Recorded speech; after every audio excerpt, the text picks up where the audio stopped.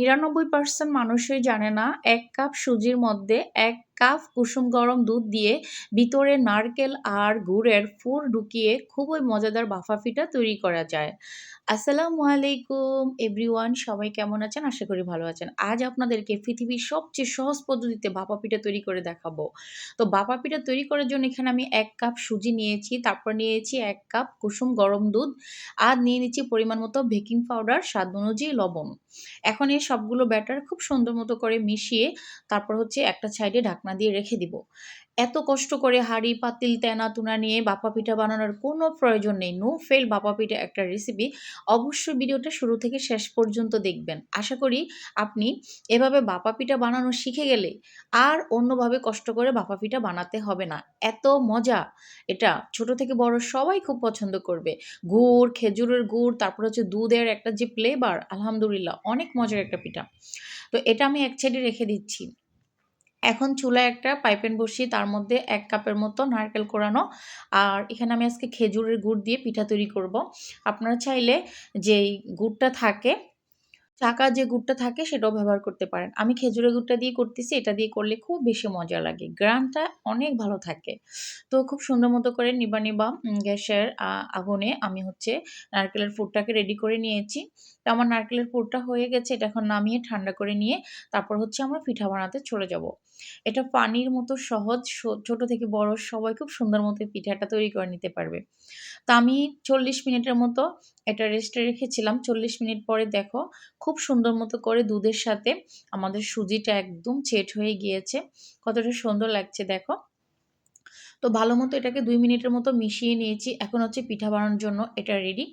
তো আমি আজকে পিঠা বানানোর জন্য এরকম প্লাস্টিকের ৩ টা গ্লাস নিয়েছি। এই গ্লাসগুলো আমি কিনেছি নিউ মার্কেট থেকে। এতে বিভিন্ন ধরনের পুডিং কিংবা কেক, বাচ্চাদের জন্য ওরা কখন কি চেয়ে বসে তখনই ছোট, ছোট গ্লাসগুলাতে করে অনেক কিছু তৈরি করে দেওয়া যায়। তো আমি এরকম ৬ টা গ্লাস নিয়ে আসছিলাম নিউ মার্কেট থেকে, মাত্র ৳২০০ দিয়ে, দাম কমই ছিল। আপনারা চাইলে নিতে পারেন। তো দেখো আমি হচ্ছে গ্লাসের মধ্যে করে অর্ধেক পরিমাণে ঢুকিয়ে নিয়েছি, কারণ এটা ফুলে ডাবল হয়ে যাবে। তাই ৩ টা গ্লাস আমি ভরে নিয়েছি। আর এরকম গ্লাসে করে বানালে আপনারা চাইলে কাঁচের গ্লাস, স্টিলের গ্লাস সবকিছুতেই বানাতে পারবেন। তবে ভিতরে হচ্ছে একটু তেল ব্রাশ করে দিবেন, তাহলে পিঠাগুলো হওয়ার পরে খুলে আসতে সাহায্য করবে। এখন দেখেন নারকেল আর গুড়ের এই যে পুরটা, এটা এভাবে করে লম্বা করে নিয়ে নিচ্ছি। তো এভাবে করে লম্বা করে নিয়ে আমি কিভাবে করতেছি দেখেন। এভাবে করে একদম একটু সুন্দর মতো করে নিবেন যেন না খুলে যায়।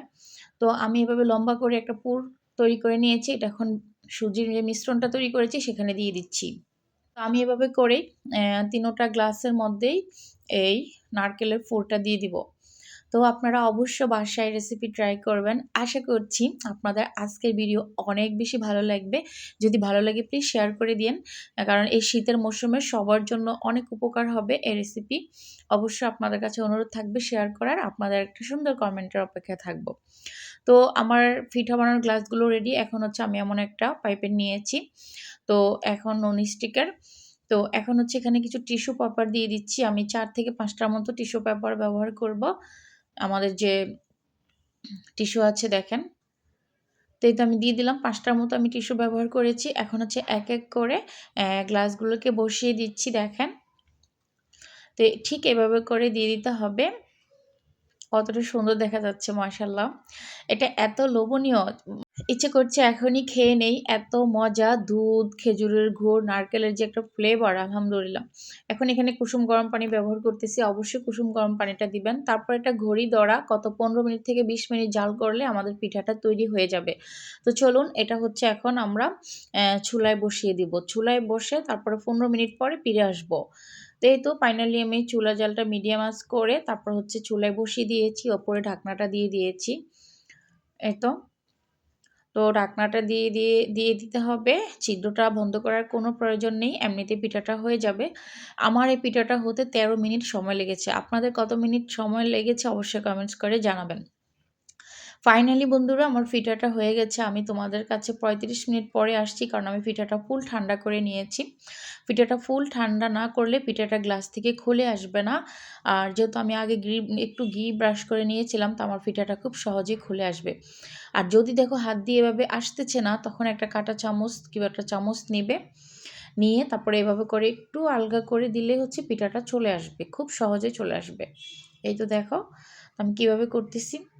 তো এত সহজ এত মজাদার পিঠা যদি এভাবে সহজে তৈরি করা যায় সুজি দিয়ে, তাহলে ওইভাবে বাফা পিঠা তৈরি করার কোনো প্রশ্নই আসে না। তো দেখো মাশাল্লাহ আমার কি বলা যায়, পিঠার নাম কি দেওয়া যায় বলো? তো আমার গ্লাস ভাপা পিঠা তৈরি করা হয়ে গেছে। তো আমি ৩ টা পিঠা তৈরি করেছিলাম। পিঠাগুলো এত মজা, বানানোর পরপর, নামানোর পরপর আমার বাচ্চারা শুরু করে দিয়েছে। ওরা খাবে। তো ওদেরকে একটা দিয়ে দিয়েছি। অলরেডি আমরা একটা পিঠা সবাই মিলে খেয়ে নিয়েছি।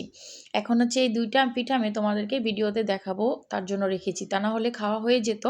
কারণ এত মজা, এগুলা কেউ রেখে দেয় নাকি? তো ফাইনালি পিঠাগুলো হয়ে গেছে। কতটা নরম তুলতুলে কেকের মতো হয়েছে দেখো। আমার রেসিপি ফলো করে বানালে অবশ্যই তোমাদেরও এরকম খুবই মজাদার পিঠা হবে। তো চলো আমি এখন পিঠাগুলো তোমাদেরকে কেটে দেখাবো। পিঠাটা যখন হবে তখন বুঝতে পারবে, কারণ উপর থেকে পিঠাটা ফেটে যাবে কেকের মতো। আর যদি না ফাটে, না ফুলে, তাহলে ভাববে যে তোমার পিঠাটা হয়নি। অবশ্যই ফুলে উঠবে, তারপরে হচ্ছে ফেটে যাবে কেকের মতো। তো দেখো আমি কেটে নিচ্ছি পিঠাগুলোকে। কতটা সুন্দর লাগতেছে! আমার কাছে তো মনে হচ্ছে আমি শীত আসলে এখন থেকে এভাবে করে ভাপা পিঠা তৈরি করব। কারণ ওইভাবে করে এত কষ্ট করে এত সময় নিয়ে পিঠা বানানোর কোনো প্রশ্নই আসে না। তো আমার একটা পিঠা কাটা হয়ে গেছে। আমি হচ্ছে এখন আরেকটা পিঠা কেটে নিব। এটা চারপাশে যে দুধের একটা ফ্লেভার ছিল সেটা আছে। তারপর হচ্ছে মাঝখানে নারকেল, খেজুরের গুড়ের ফ্লেভার, পুর ভরা একটা পিঠা।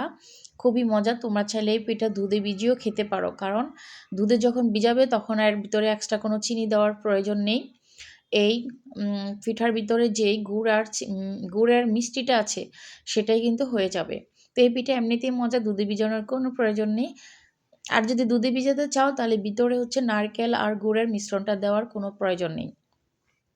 তো আলহামদুলিল্লাহ দেখো ফাইনালি আমি পিঠাগুলো কেটে নিয়েছি। ২ পিস খেলে তোমার মন ভরে যাবে, তৃপ্তি হয়ে যাবে, পেট ভরে যাবে। আর এটা বাচ্চারা এত পছন্দ করে, কি বলবো? আমার বাচ্চারা যেটা পছন্দ করে সেটাই তোমাদের কাছে রিভিউ দেই, যে সব বাচ্চারাই হয়তো একটু ভিন্ন টাইপের কিছু ওরা পছন্দ করে। তো আমি একটু খেয়ে নিলাম। আমি যেহেতু আগেও একটা পিঠা আমরা খেয়েছি, ৩ টা বানিয়েছিলাম, এখানে ২ টা। তো আমি অলরেডি এর টেস্ট বুঝে গিয়েছি। তো তোমরা অবশ্যই এই শীতে একবার হলেও এই পিঠা বাসায় ট্রাই করবে। তা না হলে অনেক কিছু মিস করে ফেলবে। মানে মনে হবে জীবনে পিঠাই খাওনি, এই পিঠা যদি না খাও। তো অবশ্যই একবার হলেও বাসায় ট্রাই করে নিও। তো আমার আজকের পিঠার রেসিপি কেমন লেগেছে কমেন্ট করে জানিয়ে দিও। যদি ভালো লাগে বন্ধুরা ভিডিওটা শেয়ার করে দিও, যেন তোমাদের আত্মীয়-স্বজন, বন্ধু-বান্ধব সবাই এই শীতের সিজনে এই মজাদার এই পিঠার রেসিপিটা ট্রাই করতে পারে। তো আমি প্লেটে নিয়ে ফেলছি। এখন হচ্ছে আমরা সবাই মিলে পিঠাগুলো খেয়ে নিব। বাসায় মেহমান আছে। তো সবাই তো পিঠা খেয়ে অনেক বেশি পছন্দ করেছে। তারপর হচ্ছে প্রশংসা করেছে। আর অনেকে তো রেসিপিও জানতে চেয়েছে কীভাবে করেছি এত মজাদার পিঠা। তো ইনশাল্লাহ তোমরাও ট্রাই করবে। আশা করছি তোমরাও প্রশংসা করতে বাধ্য হবে এবং রিকোয়েস্ট আসবে আবারও বানিয়ে খাওয়ানোর জন্য। আজকের মতো আল্লাহ হাফেজ। দেখা হবে অন্য ভিডিওতে।